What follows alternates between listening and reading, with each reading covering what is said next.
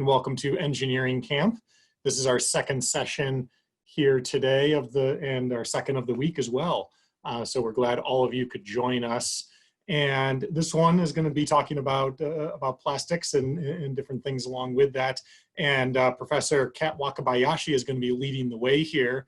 And I'm going to kind of turn it over to him now, and he's going to give a brief introduction and get us going here. All right, great. Thank you, Todd. And thank you, everybody, for coming back for the afternoon session. Or if you're joining us, that's great, too. Welcome. I'm going to share my screen because that's where our information slide deck is going to be. So I just want to double check that it works. I'm going to put it on presentation mode. Is this OK to everybody? Todd, does it look good? OK. So this is the second portion of polymers, gels, and plastics recycling. I think that was the theme of day one. Again, welcome to Engineering Camp. My name is Kat Wakabayashi. I'm a faculty member in the Department of Chemical Engineering. I think you met Professor Meinert and you met Professor D. Mather if you were in for this morning's session. And you can kind of we did the introduction a little bit, all of us, but you can kind of tell that we have some commonalities and we have some differences. So all of us are chemical engineers. We are also, all of us were material scientists by training. And all of us were polymer scientists or polymer engineers. And so in that sense, we are very alike. But of course, we had different specialties, and my specialty is in plastics processing and plastic recycling, so that's a difference there. Another thing that I would like to differentiate myself from the others that you've met so far is that I come from a global background. So I'm Japanese originally, but as I introduce how I got into the environmental aspect of engineering, I'm going to tell you a story from my high school. My high school was in Belgium. I lived in Europe. And I grew up in Belgium. And that's, you see a can of Coke in the slide. And this is how my story begins of why I became an engineer. In my high school, again, this was in Belgium, but they had a Coke machine in the cafeteria. I think in the 90s, there were cafeterias had Coke machines vending unhealthy drinks like Coke. You might not have that anymore in your high schools. But we also had the recycling can tool that people could crush the cans after they are done with their sodas, and we recycled that back. Now, Belgium, back in the day, in Europe, they were very active in recycling materials like that, and maybe in the States too, but especially the aluminum is an easy thing to recycle. Now, as far as as far as the cans go, the cans themselves could have been crushed and recycled, but there was also a different movement where people would collect just the tabs, just the thing on top, and you just collected that for a charity, or you could collect enough of it, a barrel full of it, to give it to somebody or to give it for dialysis time. Those were some of the initiatives that recycling plastics had. So, but I really was getting into that because it was easy to drink a lot of soda and collect a bag full of can tabs like this. So this I kept around from my high school days.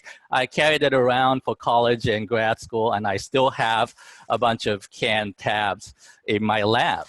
Now, of course, my interest has shifted from aluminum to plastics. The plastics, there is more of them. There are more different types of them, and there are more problems and opportunities to deal with plastics rather than aluminum, as you can imagine. So those are some of the reasons why I became a plastics engineer, and that's why I continue to focus on environmental aspect of the plastic materials. Now, speaking of my high school, I had a high school friend whose father was actually the driving force of the Earth Day. Earth Day is a movement that was, we have an annual Earth Day in April that started way back in 1970s. So I had a friend whose father started Earth Day, and that's another inspiration, right? Back in the day, when we talked about environmental responsibility, I think this green triangle is something that you've come to know, and that symbol was born on the first Earth Day in 1970, right? But I think for now, your generation of students think of environmental responsibility as a much bigger, a much broader process, a much broader topic. So the word sustainability started to come around in the last decades or two. And compared to what we were saying about environmentalism, really sustainability is broader than just recycling things or recycling aluminum, right? It's bigger because there are three aspects to sustainability: economic, societal, and environmental. Economic, societal, and environmental. I got that right. So you can see that the new version of sustainability as a topic might be more than just plastics. It actually involves people. It involves the buildings. It involves the economy that's running all the businesses and all the things that, whether it's energy or materials that surrounds us. And of course, this hand that MIT used to symbolize sustainability, you know, we all have a hand in this, right? So it's a global and a collaborative effort. So hopefully that is, that I can impress upon you that sustainability is a much bigger topic, much bigger picture item. Now, another way to look at sustainability, another version, another definition of sustainability was coined by, or was developed by United Nations. So everyone, many of you have participated in Model UN and things like that, but of course the scientific and the societal side of United Nations would also like to tackle some of the environmental and sustainable issues. And you can see in this list of 17 specific topics that really sustainability is not just about plastics or not just about even materials. So I would like to play a little video that just encompasses those 17 specific topics. And so hopefully this will set us up for move forward with the concept of environmentalism. All right, so here we go. Oh, you know what?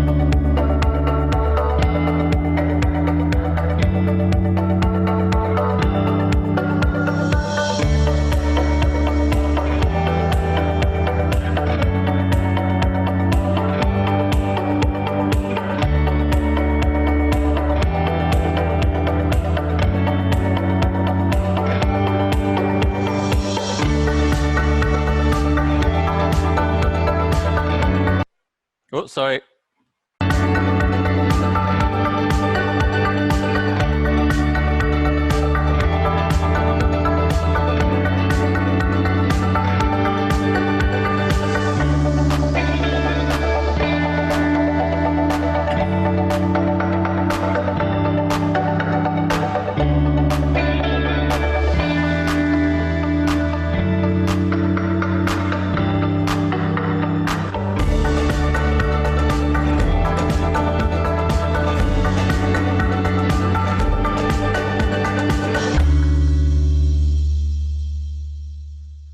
Great. So hopefully what you took away from United Nations version of sustainability is it's not just about materials. It's not just about preserving the resources, but it's much bigger, right? We are talking, we need social scientists. We need humanists. We need internationalism.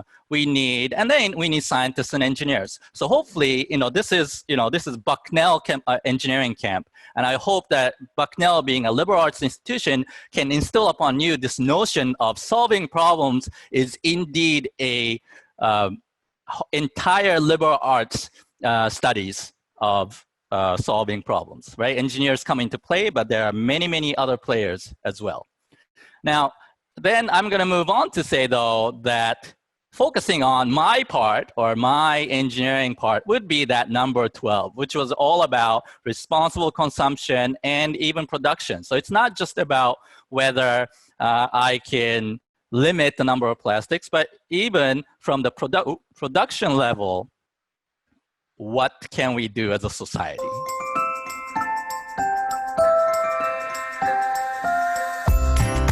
What if we didn't think of waste as waste? What if we looked at waste as something we could always reuse for another purpose? Right now, over 2 billion people don't have access to solid waste collection, and 3 billion people lack access to controlled waste disposal facilities. Solid waste management is an essential utility service for all. And wouldn't you wish for a clean, healthy, and pleasant planet to live in, where all have access to controlled waste management and disposal facilities? So, we are not stopping here. We want to prove that by working together and by preventing, reusing, and recycling our waste, it is possible to link the social, economic, and environmental dimensions of sustainable development. Just think of the incredible benefits that could be achieved. 1.3 billion tons of food is wasted every year.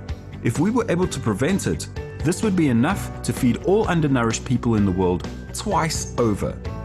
15 to 20 million people around the world are working in the informal waste sector. If we could guarantee access to solid waste collection for all and controlled waste disposal facilities worldwide, those 15 to 20 million more could live healthier lives and have access to better services. By adopting environmentally sound technologies and methods, new green industries can grow, contributing to sustainable industrial development and job creation. In Europe, between the year 2000 and 2010, employment in waste and resource management doubled, reaching over 2 million. The estimate of the worldwide potential for new jobs in the circular economy is between 9 and 25 million. Now think of the environmental benefits that can be achieved. Integrated waste management has the potential to reduce greenhouse gas emissions by 15 to 20% across the economy, contributing to climate change mitigation. Sound management of waste can reduce the impact of natural disasters and help countries achieve climate resilience. What if we all change the way we think? What if waste isn't waste anymore? Having cleaner waters, cleaner land, cleaner air for all is possible and can become a reality. Rethink the way you waste. Be part of the change. Motanai.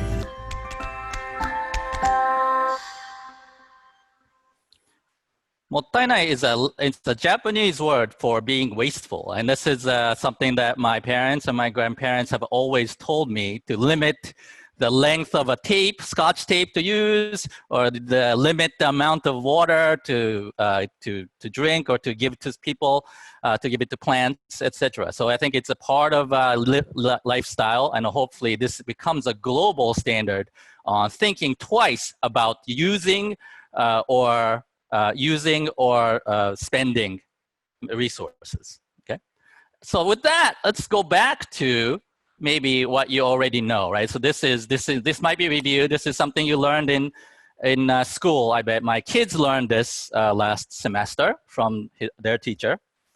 The 3 R's are kind of the mantra of being environmentally friendly, and it's actually a hierarchy. So I put that arrow up to show that the higher you are, the better or more responsible, more sustainable you are. So you take a notice at the word recycle. Recycle is already at the bottom of the 3 R's. So that means there are better ways of thinking than recycle if we want to, if we are more careful about the environment.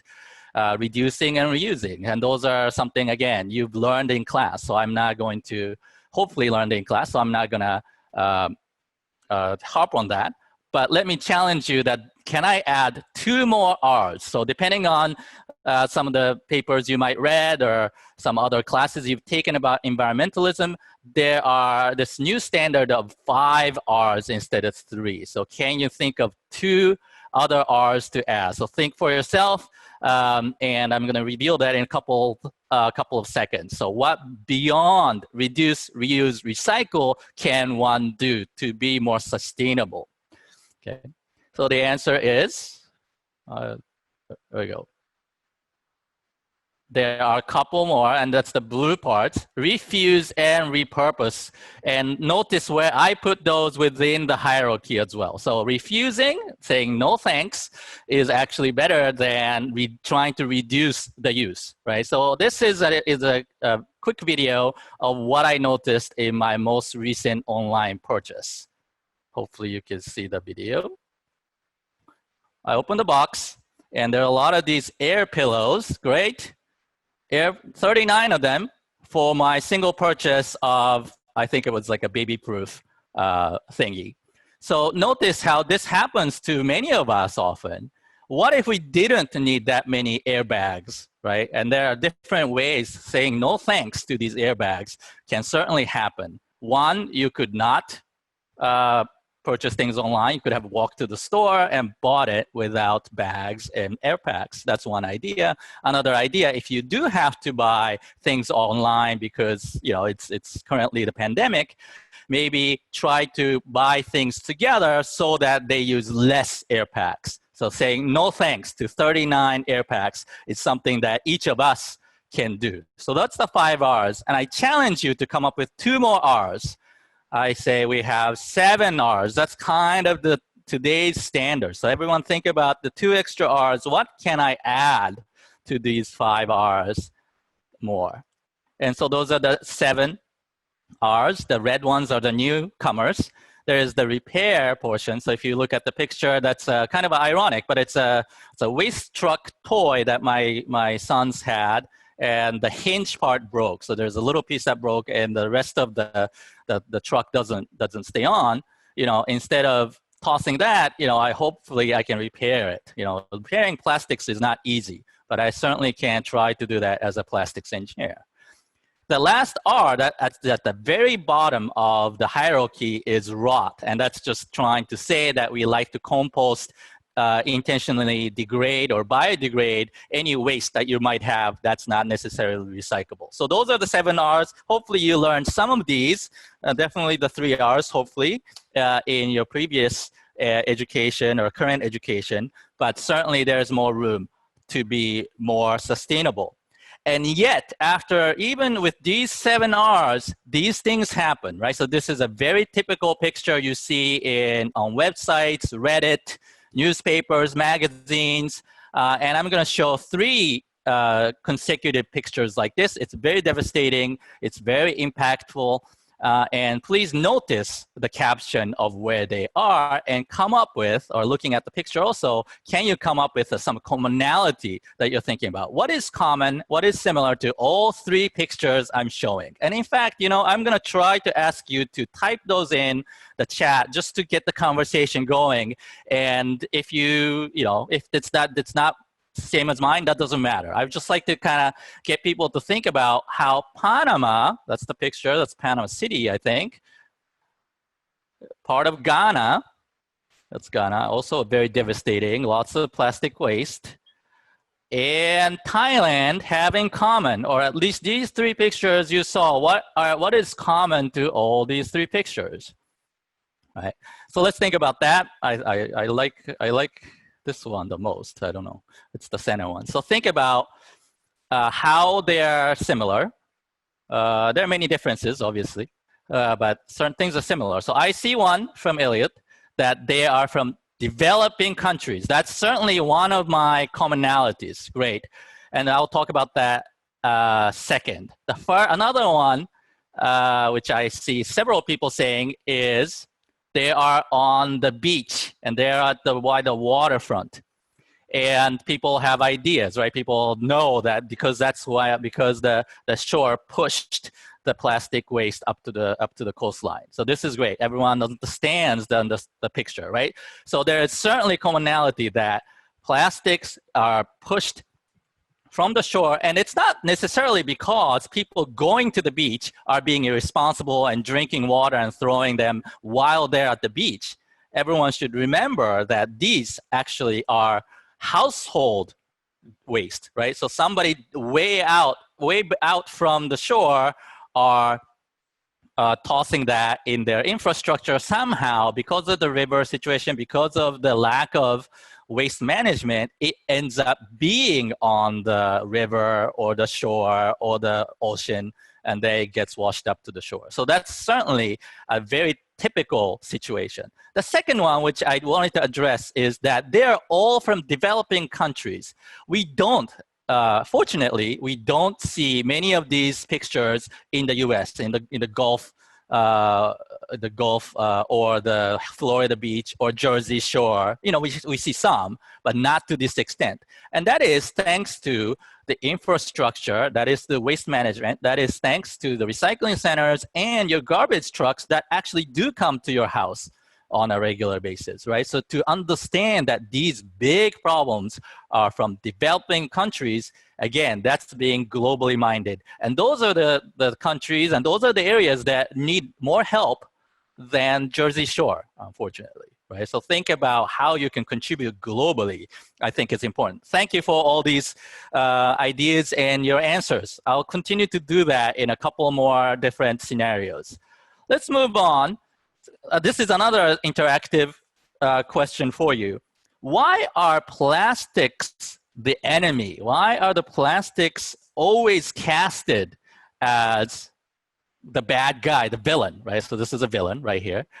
And let me ask you, I'm a material scientist, right? Why not aluminum cans? Why not metal pipes? You know, why not bicycles that gets tossed in rivers, right? You know these things happen too.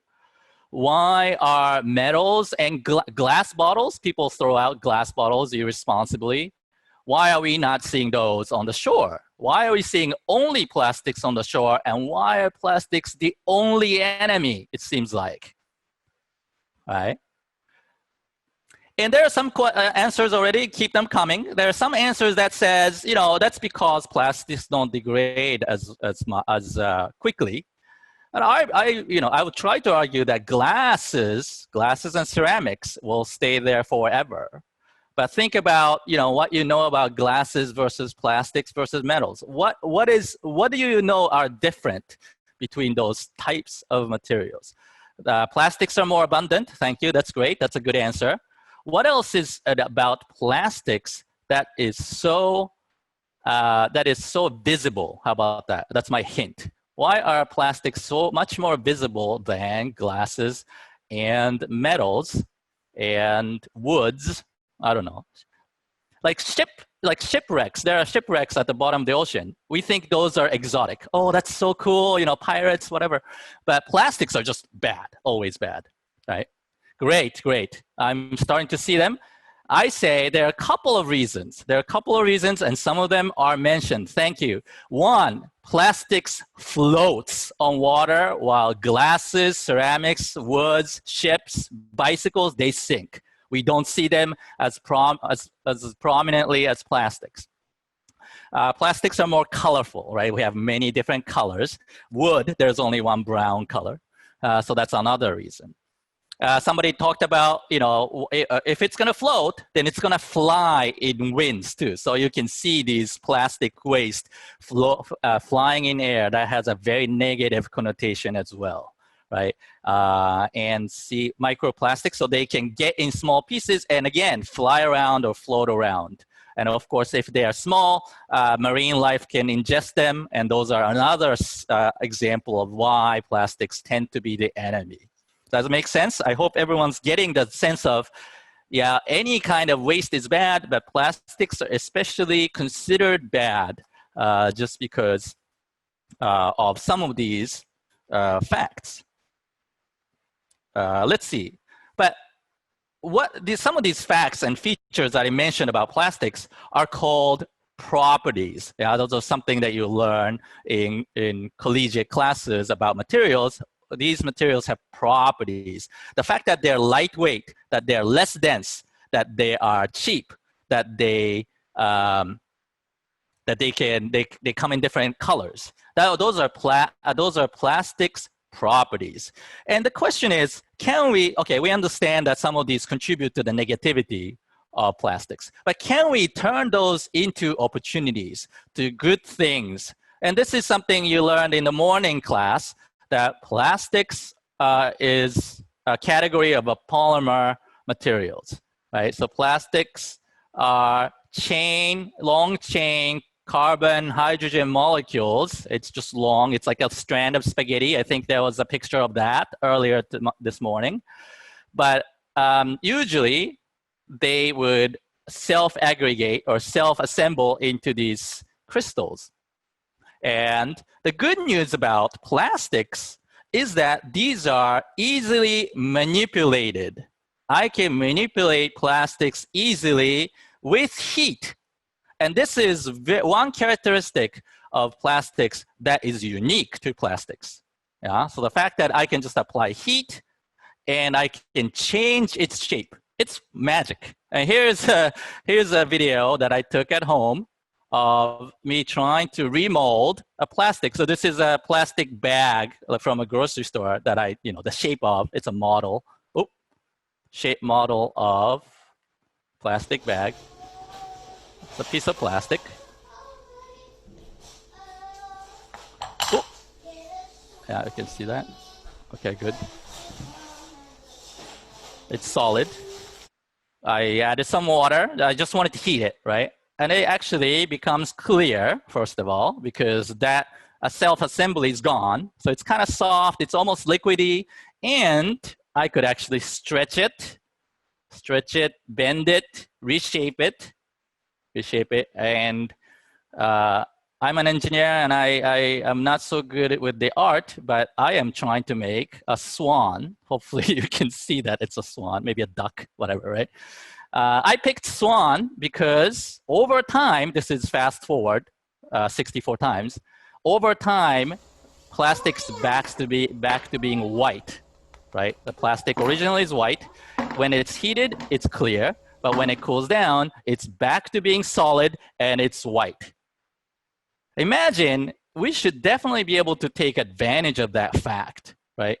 And this is true with all plastics.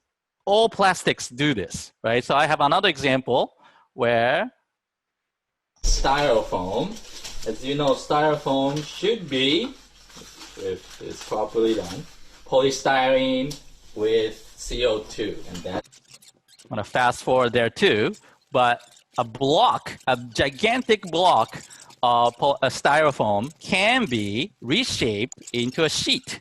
Right? I'm trying so hard. It takes time, but I can do that with a household iron, right? So you have, that first one was hot water. Second one was household iron. I could just use any heat source, not any, but some heat sources to reshape plastics. And that's, again, the fundamental opportunity of plastics. And let's see, of course, me trying to do this with iron or hot water is not efficient. And we want to rely on companies and factories, plants to be doing this for us. So here's a sample of how it's done. To create a genuine cycle, that means a bottle is made into another bottle, the sorted plastic fractions need further processing. Systec Plastics in Thuringia is doing just that at a special plant in the town of Eisfeld. First, HDPE bottles end up here in a shredder. The resulting plastic shreds are cleaned of any shampoo, yogurt, or any other residue. And a special procedure sorts out the last unwanted remains. The result is a colorful mixture of cleaned flakes that are made almost entirely out of HDPE. These still have to be sorted out by color. If they were melted down as is, they'd turn a dirty gray. This color sorting takes place in a special sorter.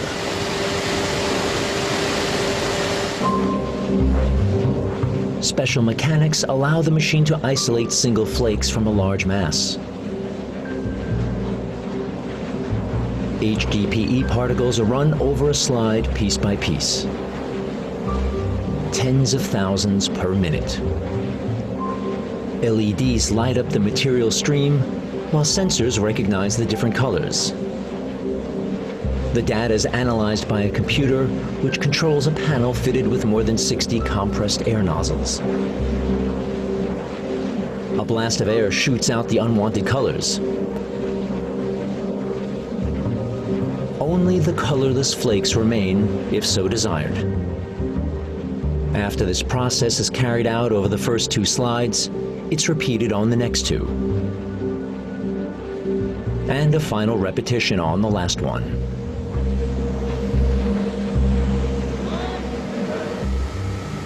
The result is an output of 800 kilograms of sorted HDPE flakes per hour with a purity level well above 99%. That was an example from Germany with high-tech ways of sorting and separating the colors because we value that pure color so that they can make it into any color they want down the line, right? So you can imagine how separating and sorting continues to be our challenge, but we do have technologies for that.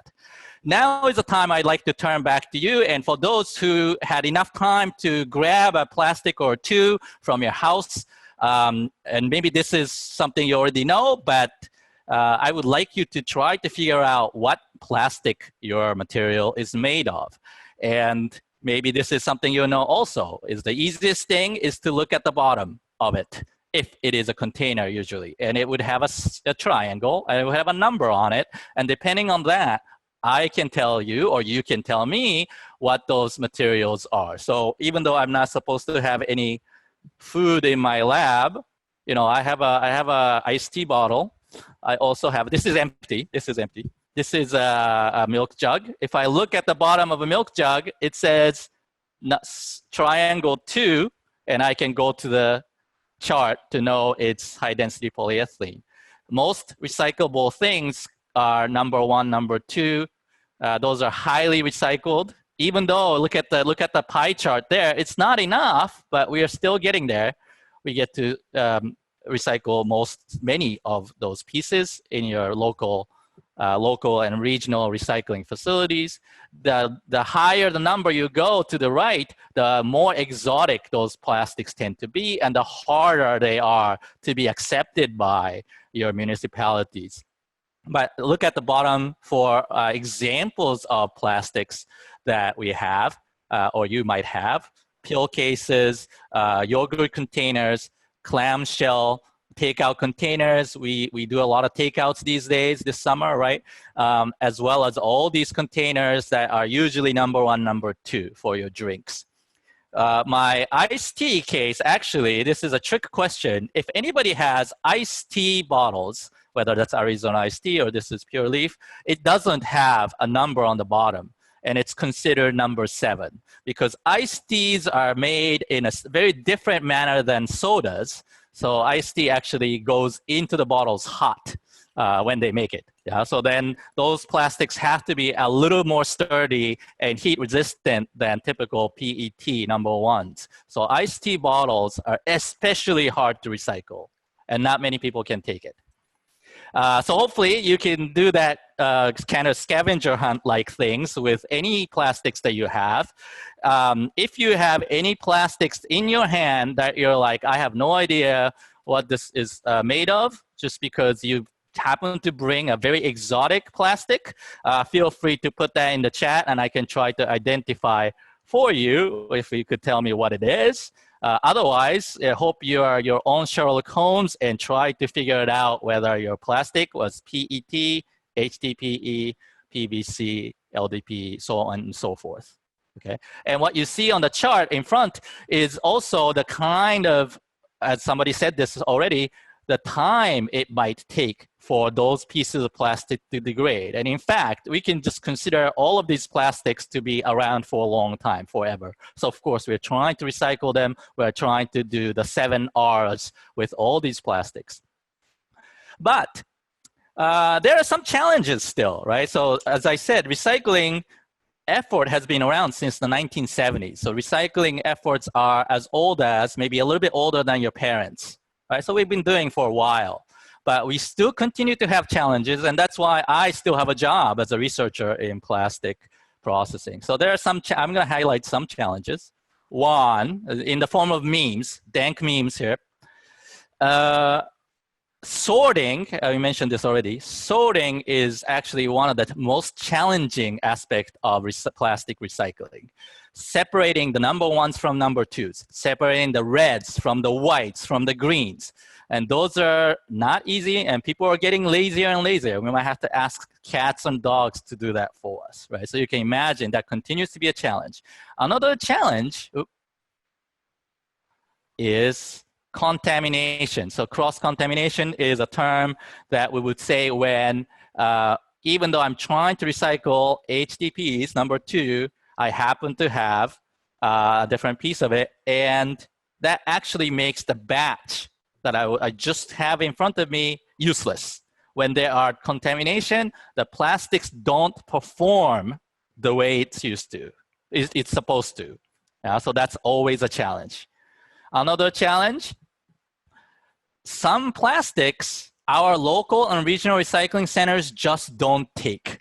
Right? They don't like to take thin things. They don't like to take sheets. They don't like to take bags. They don't like to take films.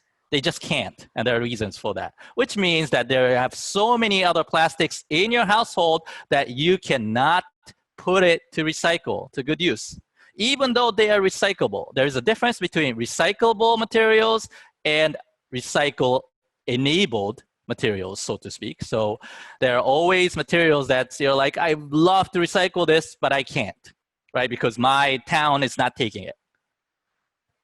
Those challenges we'll take care of. My lab, this is the lab behind me, right? The video that's showing is the lab behind me. We have a patented technology called solid state melt extrusion at Bucknell University, which is this extruder, but adjusted in a very special way. This machine's from Germany, and we are able to solve some of these challenges. Like, we'll take films, we will take mixed plastics. So this is another video on the right that I am feeding. Oh, this is a little loud, sorry. That air pack bag. Recycling centers don't like to take those, but I'll take them. It's kind of fun to watch slow-mo how the film is fed, and it just kind of get taken away by the rotating screws of my SSME machine. And there was that pop. Again. There was a pop just because it was a bag, air was caught in there. But you can imagine I can totally take some of these films and bags and recycle them. In fact, that's our current challenge, current project going on in my lab. These are my research students, Bucknell students. There are 9 of them, and they come from all over the country. They are all stuck at home because we are in this quarantine mode. And we even have a student in China right now, right? But all of us are working together during this quarantine and doing this challenge where we are asking all Bucknellians, Bucknell students, as well as Bucknell parents, Bucknell staff, Bucknell teachers, to collect these plastics that usually local recycling centers don't take. So those are grocery bags, those are air pockets, air films, and those are bottle caps. And those are also Keurig K-cups, you know, those single pod plastics. And we'll recycle for them. So this is a fun challenge that we're doing all summer because we think that our lab can solve problems that local recycling centers don't or can't. Right? So this is really exciting for us. This is ongoing right now. And hopefully, if you decide to come to Bucknell, you can join us for this challenge that we can probably continue to have beyond our quarantine summer. Now, in closing, I would like you to think about how you can contribute to a better sustainability work and better environment, right? So even though I'm proud of the work that I do in my lab, there are many, many challenges and many, many opportunities. In terms of, I'll show you 4 examples. We talked about how sorting different plastics at the recycling centers is a challenge. Right? And in fact, in Pennsylvania, for example, there are people who's literally picking out the reds and the whites and the greens and plastic PPs from PEs and PETs, and that's not efficient. So, you know, if you're into robotics, if you're into artificial intelligence, the future of plastic sorting is relying on next generation young talents who can develop robots and computers and artificial intelligence who can sort plastics efficiently. Another challenge, this is a very topical thing. Instead of just reusing plastics, why don't we just break it down all the way to the petroleum source? I know somebody talked about how plastics come from petroleum resources. Why don't we bring it back to the petroleum molecules and then use it for other purposes, whether that's energy or other products, right? So this notion of bringing it all the way down to oil, gas, and chemical feedstock, that is called chemical recycling. And this is a really hot topic, and this is where the chemistry and chemical engineering becomes the core of that effort. So if you're really into chemistry, that could be your future.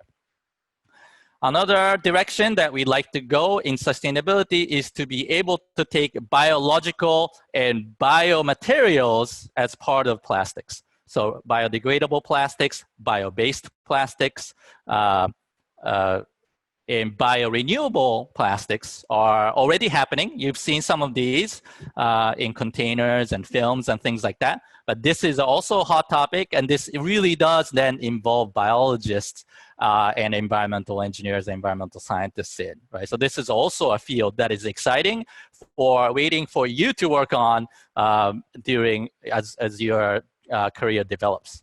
And let me just remind you as a last slide, the 7 R's, right? The recycle, that's my topic. That was only one of the 7 R's. And really, just to close, I want to challenge you by giving you the 8th R.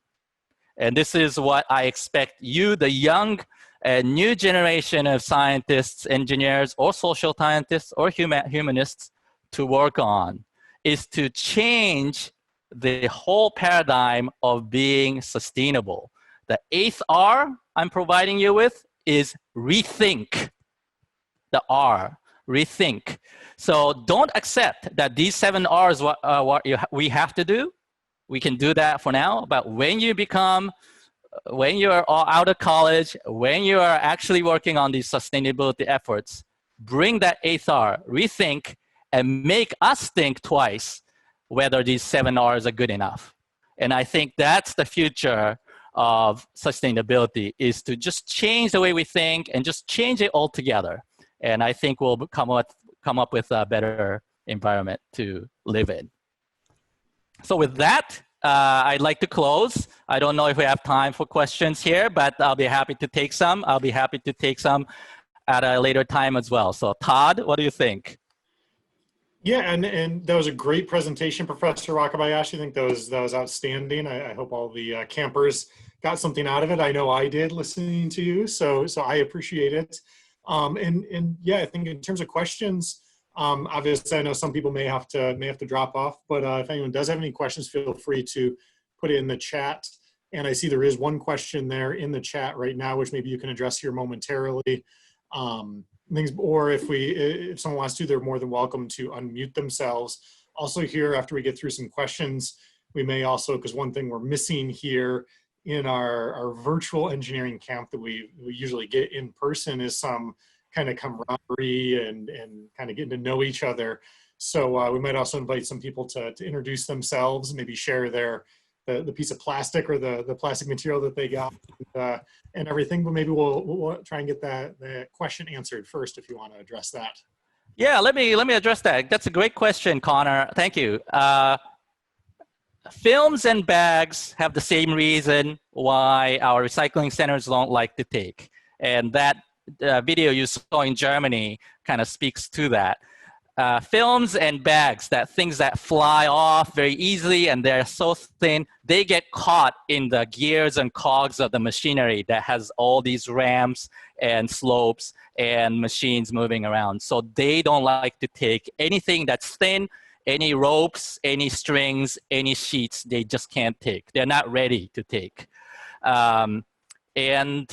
But depending on where you're from, our grocery stores, Walmarts, they take the bags because they know they're responsible for giving the bags to you. So those have a special way of collecting and recycling bags and films. So you might take advantage of that. But you're right, the reason why recycling centers cannot take is because they're too thin. The reasons the K-cups can't be taken by recycling centers is because if you have ever opened up like those K-cups ever, it's actually made of many, many different things. And that's where contamination comes into play. There is the aluminum film on top, grounds, the coffee grounds, which is already wet by the time you use it. And then there is the paper filter underneath. And then there's the plastic. So unless we're able to separate it, which we do sometimes, we that's the only way to efficiently recycle it. Now, our lab tries to mix it all in and see what happens. So that's one of our current project, is that try to recycle K-pop cups without separation. I have a question about my choice of chemical engineering. That's a good question. This is typical of high school students going to pick a major. I liked chemistry, I liked math, and my chemistry teacher said chemical engineering is practical, so I ended up picking that. But I also said, hopefully you caught that at the beginning of my presentation, that I also majored in material science. So I chose to pick up another aspect of engineering together with my chemical engineering because I was interested in plastics. I was interested in metals. I was interested in how things are made of different materials and how we can manipulate that. So that's my kind of segue into what I am now. Is I started out as a chemical engineer, but I did a lot of material science along the way. And doing material science along the way actually involves chemistry, physics, biology, math, all of that. So I could end up being a good training in the end. Great. If there are any additional questions, feel free to throw them in the chat. And we were kind of thinking of this. I know some people have already had to drop off, and I know some other people might need to as well. But at this point, I think I'd like to try and invite our participants to how about everyone just kind of introduce themselves. If you want to unmute yourself, I know we might have a couple people talking over each other, but we'd love it for everyone to get to know each other a little bit, since we are missing out on that here in this virtual sense. And maybe if you want to give your name, where you're from, and if you want to say kind of whatever plastic that you grabbed, and if you do have your video up, if you want to hold up whatever you grabbed, I think that'd be a great thing to do right now, and then we'll circle back around here to the any additional questions we get. So feel free to. I'm not going to call on people. I don't want to put people on the spot, but if some people would like to, that'd be great. We'd love to know who's with us here today.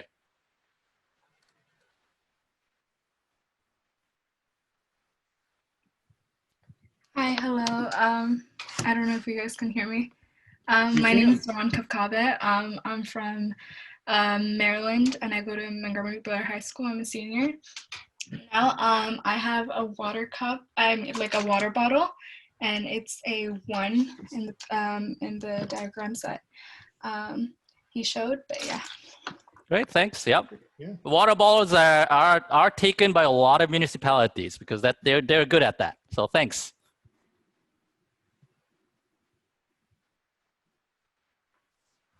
Hi, I'm Liam. I'm from Philly in Elkins Park, kind of suburb area, and I got a Gatorade bottle from the shop that I was shopping at yesterday because everything opened.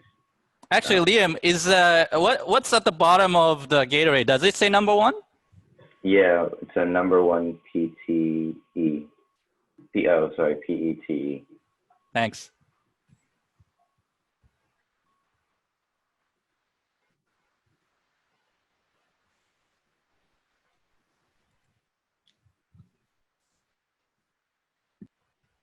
Do we have anyone else that wants to chime in?